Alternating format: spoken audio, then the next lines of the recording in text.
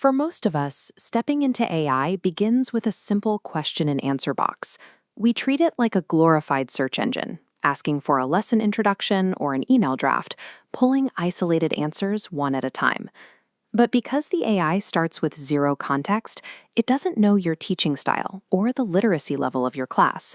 That leaves you doing the heavy lifting, reshaping and editing every single draft it spits out. Tomorrow, you will open a new chat, and the AI will have forgotten everything from today. You are starting from a complete blank slate, working with an assistant that has zero institutional memory. Basic prompting grants you raw speed. You get a starting point much faster than staring at an empty page. But without structural consistency, you remain trapped in the role of an exhausted amateur editor, endlessly fixing the exact same baseline mistakes. To fix this, you have to move away from disconnected chat windows and set up dedicated workspaces, often called projects, which retain ongoing memory. Inside a project, you can create a master prompt. You upload your curriculum documents, state your preferred lesson structure, and set the exact reading level so the system permanently learns your working environment. With that contextual memory locked in, you stop asking for a single isolated worksheet. Instead, you develop entire teaching sequences where every resource shares the exact same structure, vocabulary, and style. By utilizing a dedicated workspace, you stop acting as a tired proofreader. You become a high-level content editor, commanding consistent, reliable outputs across an entire subject. Even with that consistency, there is another bottleneck.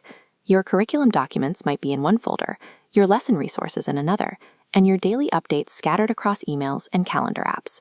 The solution is integration. You break the AI out of its isolated web browser bubble and connect it directly to the platforms where your actual work happens. This map shows the AI combining material from external sources. It pulls calendar events, emails, and cloud documents into a central hub. From there, it synthesizes that data into unified weekly briefings, interactive timelines, or structured agendas.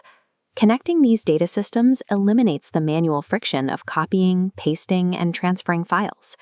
Your role shifts away from editing content to managing the flow of information. But managing workflows still requires you to manually trigger the same instructions over and over. Think about building a guided reading activity manually. First, you identify the curriculum content and select your source text. Then, you analyze the text to define the key vocabulary and adjust the overall reading level.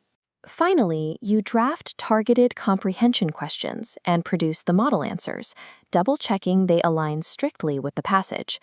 Instead of typing out those prompts one by one, you can package that entire consecutive sequence into a single, reusable command, known as a skill. You remain entirely responsible for the overall direction and quality standards, but the AI takes over the execution of those repeatable intermediate steps. Building skills grants you concise repeatability.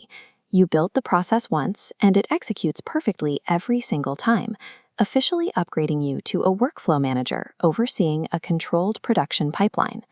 Eventually, even the most efficient workflows hit a wall, constrained by the limits of existing off-the-shelf software. This is where vibe coding comes in. Using plain language, you instruct the AI to write actual code, building custom digital tools from scratch. A history teacher can ask the system to build a complete, self-grading digital escape room, customized with specific historical puzzles and immediate feedback loops. To do this successfully, you act as a strict project manager.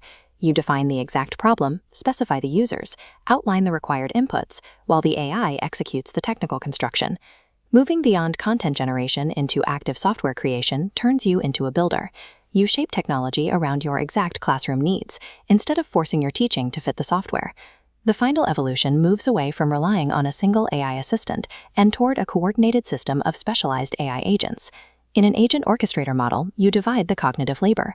A mean agent takes your objective and distributes work to specialized subnodes: a research agent, a design agent, and an assessment agent. A dedicated critique agent continuously reviews their work for factual accuracy. If an error is found, it's sent back for revision. Once vetted, the main agent receives the approved components, assembles a final package, and presents it to you for approval. The true purpose of ascending these levels is not to force educators to become software engineers, By mastering these progressive tools, you completely escape the friction of repetitive tasks. You evolve into an architect of learning systems, scaling your unique pedagogical expertise further than previously possible.